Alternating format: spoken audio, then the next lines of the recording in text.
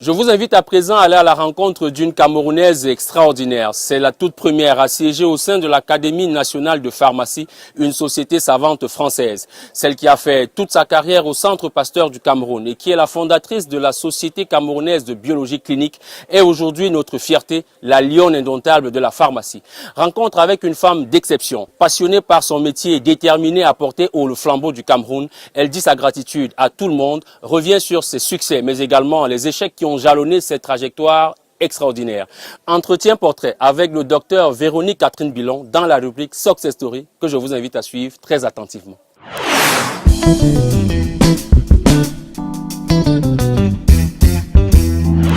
C'est une professionnelle, elle travaille bien fait. C'est une femme dynamique, elle est attentive. Son admission, n'est-ce pas, comme académicienne, n'est-ce pas, je crois que c'est une très bonne chose pour le Cameroun et même l'Afrique.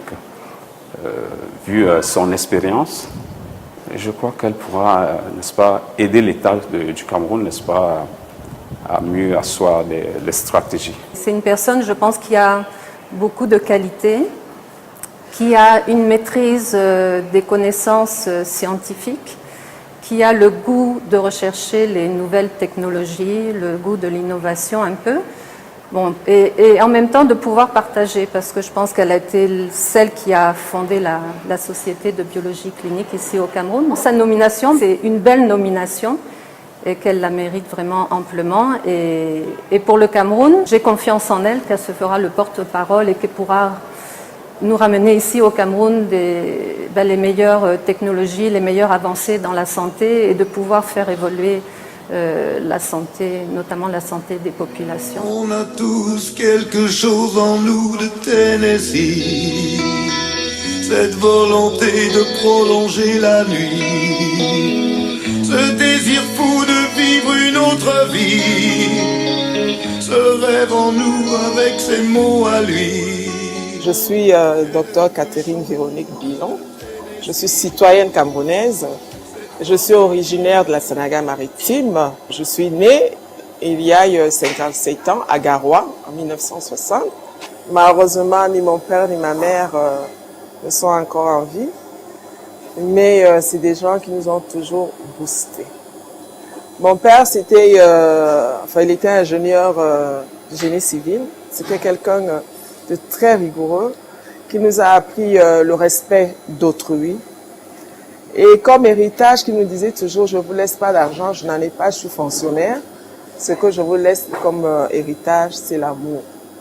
L'amour fraternel. Et je crois que c'est cet amour que je partage depuis longtemps qui me permet d'arriver jusque-là.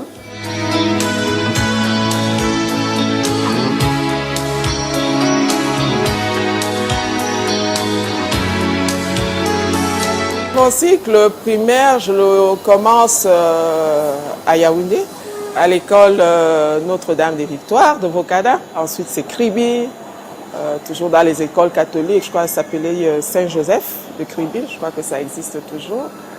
Ensuite, c'était l'école publique de Bafia, où j'ai eu mon certificat d'études primaires et le concours d'entrée en 6e. À Bafia, j'ai eu un maître d'école qui s'appelait Monsieur Seyi, qui m'a beaucoup marqué. C'est lui qui m'a appris l'hymne national du Cameroun, parce que je n'arrivais pas à chanter. Il y a un deuxième, Monsieur Atangana, lui, il a été arbitre de football, qui m'a tenu au cours moyen 1. Je crois qu'il nous a donné de bonnes bases, parce que c'était vraiment un monsieur très rigoureux, et qui suivait ses élèves pas à pas chaque jour.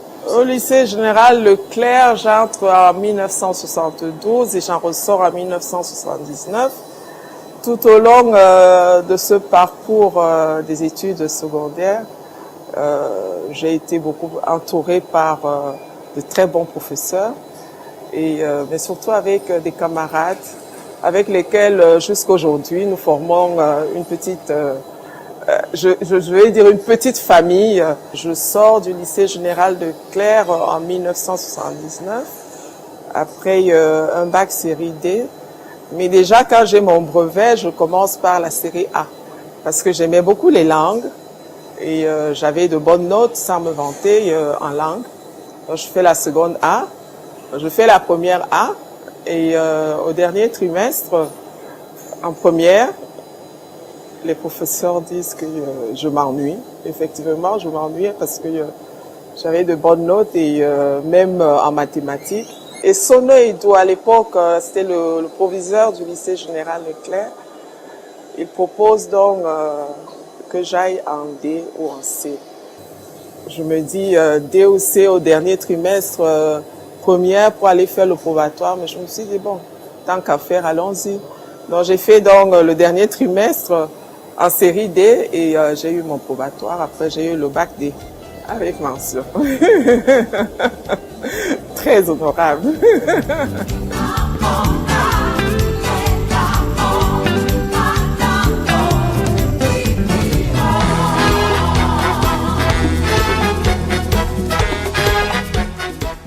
Quand je finis, j'ai mon baccalauréat, je ne sais pas ce que je dois faire.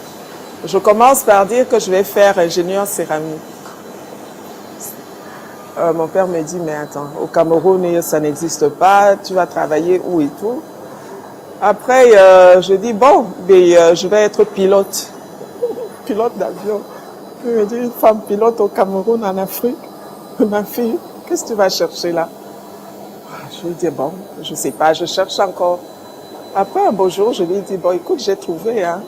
Je crois que j'aimerais voir sous le microscope les petites bêtes, regarder un peu le taux des constituants dans le sang et tout.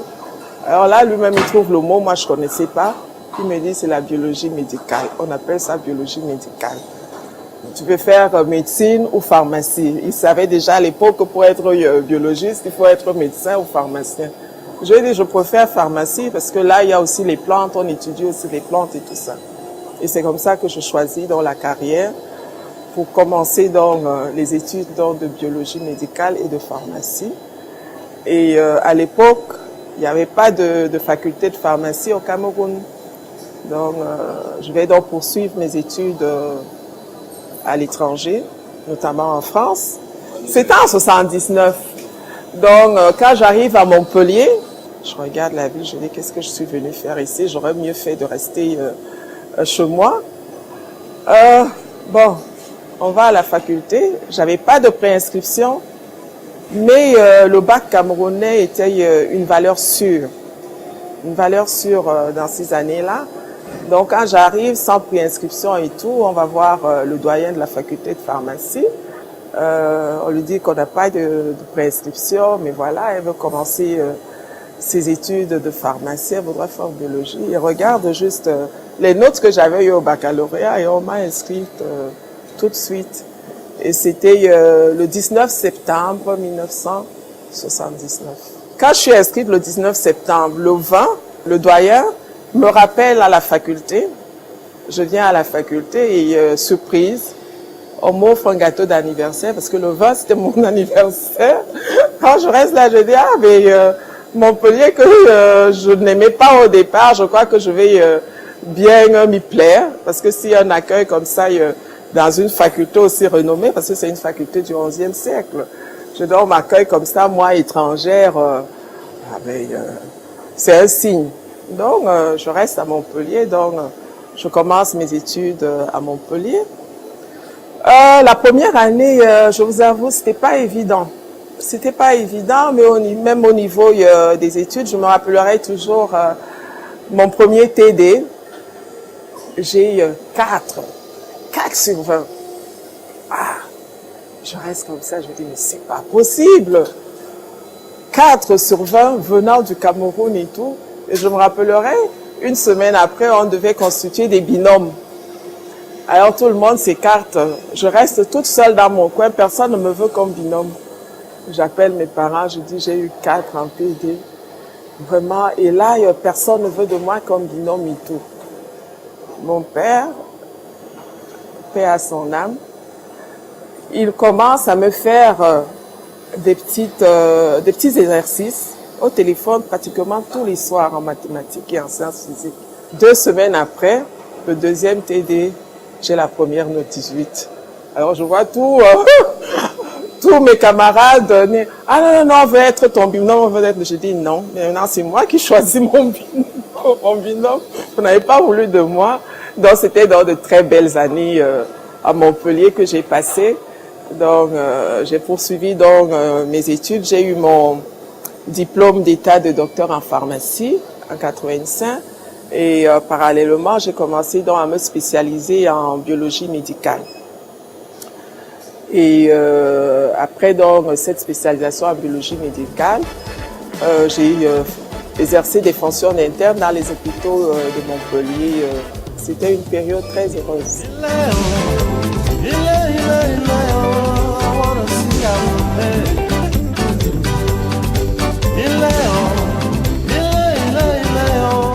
Je rentre au Cameroun parce que en fait, mes parents voulaient à tout prix que je rentre et moi-même, je ne voulais plus rester en France. Il se trouve donc que pendant cette période-là, on a besoin donc de biologistes au Centre Pasteur du Cameroun. Le directeur de l'époque, le professeur Guy Garrigue, essayait un peu de voir dans toutes les universités s'il y a des Camerounais qui pourraient venir travailler, rentrer et travailler au Cameroun. Et c'est comme ça donc que je suis contactée par le professeur Guy Garrigue, qui contacte donc mon père et à l'époque le vice-ministre de la Santé, Madame Basson, qui les contacte donc et je rentre donc au Cameroun en janvier 1988. Quand j'arrive, je suis affectée au laboratoire de biochimie, toxicologie, bromatologie et en immunosérologie où j'étais assistante et ensuite je suis devenue chef de service jusqu'en 94. En 94, j'ai une parenthèse CPC où j'exerce juste des vacations parce que j'obtiens l'autorisation d'ouvrir une officine. Donc je vais donc ouvrir mon officine à Douala. Et en même temps, j'essayais de continuer toujours la biologie à Pasteur et à installer, à être expert pour l'installation du laboratoire de Alucam, à EDEA. Donc en 2000, je suis ressollicitée par Pasteur pour revenir cette fois-ci en temps plein.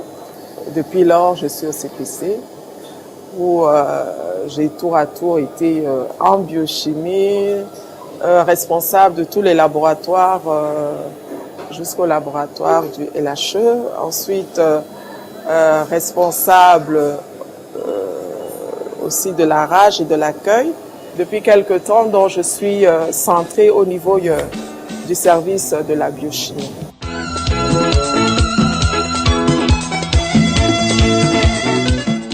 J'ai exercé des fonctions administratives.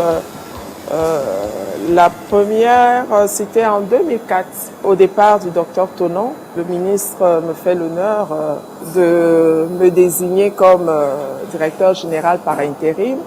Ensuite, l'autre long intérim, c'était en 2008, avant l'arrivée du professeur Baudon, quand docteur Roucourt est parti.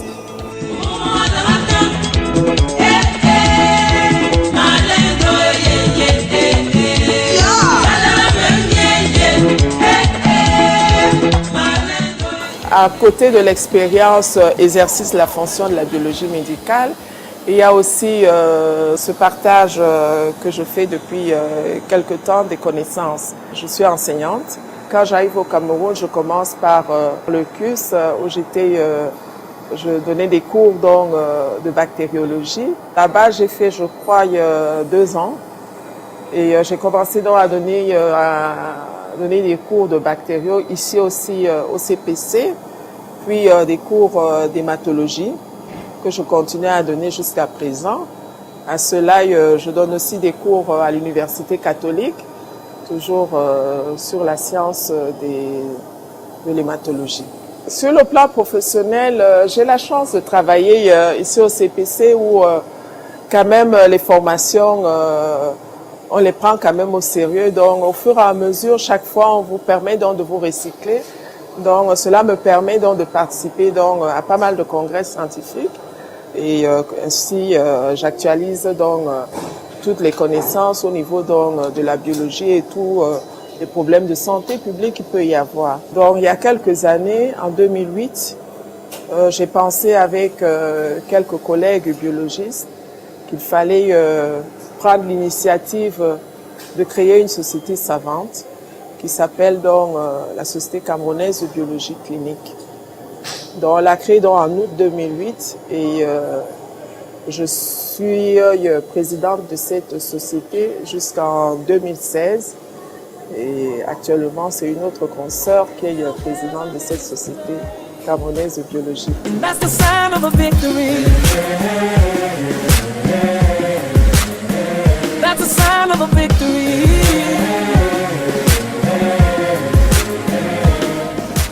Vous êtes la première représentante du Cameroun dans notre compagnie, première camerounaise à être membre de l'Académie nationale de pharmacie.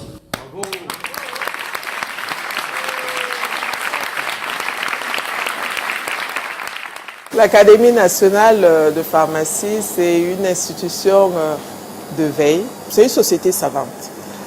Une institution qui va donner donc des avis et des recommandations au gouvernement, d'abord le gouvernement français, et à toute personne ou tout gouvernement qui sollicite donc ses compétences sur certaines activités concernant surtout le domaine de la pharmacie, le domaine de la biologie, le domaine environnemental et tous les autres produits de la santé. C'est aussi une structure qui vise aussi à fournir, à entraîner dans un rayonnement en fournissant des bourses et des prix aux méritants dans la pharmacie ou ailleurs dans le domaine scientifique concernant tous les problèmes de la santé publique. Elle a été créée en 1877 avec plusieurs dénominations. Actuellement, la dénomination qui reste actuellement, c'est Académie nationale de pharmacie, mais au départ, c'était une société de pharmaciens qui s'était réunie et qui avait commencé donc à réfléchir donc sur les problèmes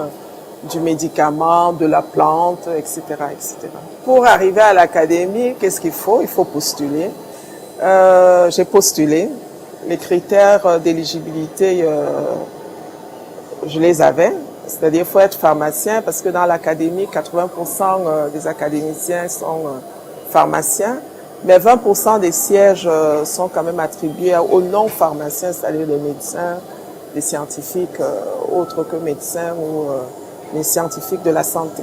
Il faut être une personnalité scientifique, professionnelle de la santé, qui a une expérience reconnue. La candidature, je la postule en novembre 2016. C'est un concours aussi de circonstances parce que celui qui va devenir mon rapporteur dans l'académie, le rapporteur, parce que quand vous postulez, vous avez votre formulaire de candidature, mais on vous demande aussi une présentation qui peut être une présentation scientifique ou une présentation professionnelle. Ma présentation professionnelle, j'ai pas pu aller la faire parce que fallait me déplacer. Et la personne qui s'en est occupée, mon rapporteur, donc celui qui deviendra mon rapporteur, c'était un monsieur avec qui nous avions travaillé ici au Centre Pasteur. Donc il vient donc ici pour exposer, donc, je crois que c'était sur le diabète. Et c'est comme ça que nous faisons donc connaissance. Et il est un peu étonné de voir tous ces appareils. Il se dit, mais je ne savais pas qu'il y avait ça en Afrique et tout. Et c'est comme ça que nous faisons donc connaissance. Et sur ce, donc, il y avait un de nos étudiants ici qui voulait faire une recherche sur la créatine et la cystatine. Et c'est des réactifs, surtout la cystatine, qui coûtent excessivement cher. Alors, j'en profite parce que c'est un grand directeur d'une firme de l'autre côté.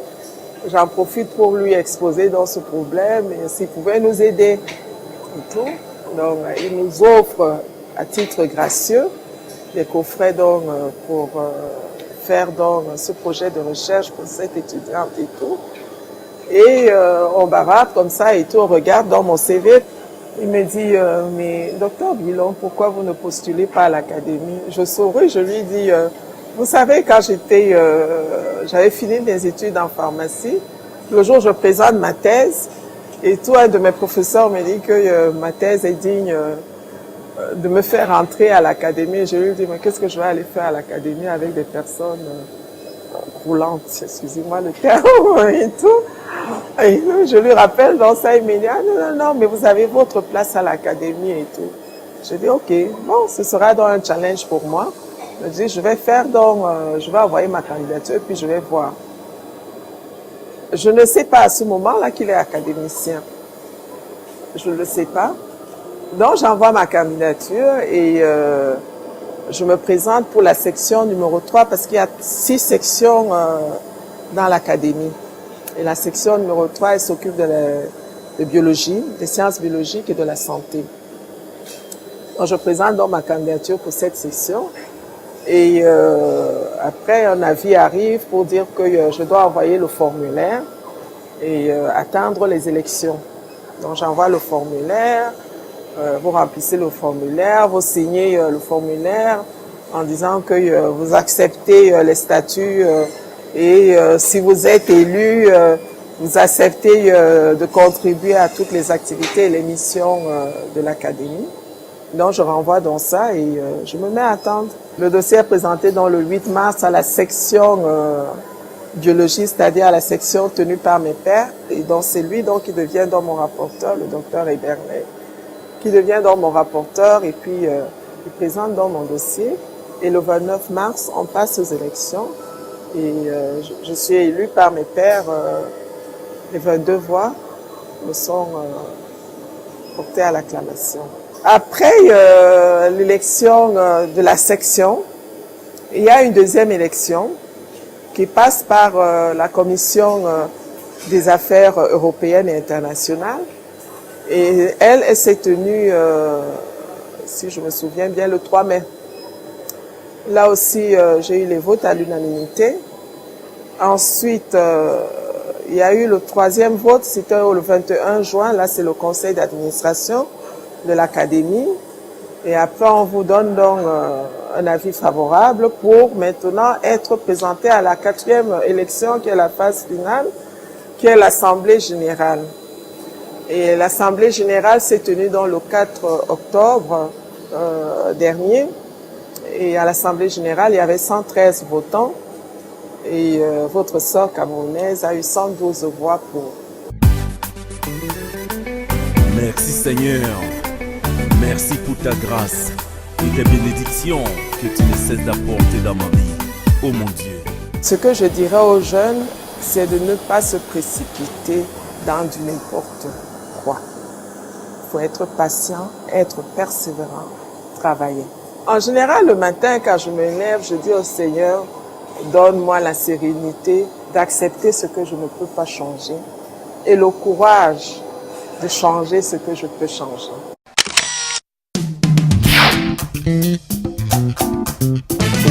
Docteur Catherine Véronique Bilon, nous sommes heureux de nous retrouver ici au Centre Pasteur, dans cette galerie Pasteur et Sciences. Quelles leçons vous tirez de ce parcours qui est le vôtre, du point de vue humain ou professionnel, que vous pouvez partager encore avec nous? C'est d'abord beaucoup d'humilité. Une leçon d'humilité, une leçon donc de respect. Parce que plus vous êtes humble, plus je crois Dieu vous ouvre les portes. Pour vous, Dieu, c'est une valeur essentielle, la spiritualité? Dieu est une valeur essentielle dans ma vie de tous les jours. Ici à Pasteur, l'opportunité qui m'a été donnée il y a maintenant pratiquement 30 ans a été une valeur très sûre pour moi parce que ça a permis que j'ai eu un parcours professionnel exemplaire et qui n'est pas encore terminé puisque je continue à travailler à Pasteur, bien que j'aurai des activités et des missions à mener à l'académie. Maintenant, avec tout ce qu'il y a comme nouvelles technologies, donc on peut travailler par visioconférence, on peut travailler par le net. Et je m'apprêtais à vous demander quel est l'avenir pour vous, comment se dessinent les perspectives lorsqu'on est désormais académicienne? Comment ça va se passer? Ça va se passer comme ça se passait, c'est seulement que j'aurai encore plus de travail que j'en avais avant, puisqu'il y a souvent des séances thématiques sur des thèmes bien précis. Et sur les thèmes que j'ai choisis pour cette année, ce sont les anémies. et le diabète.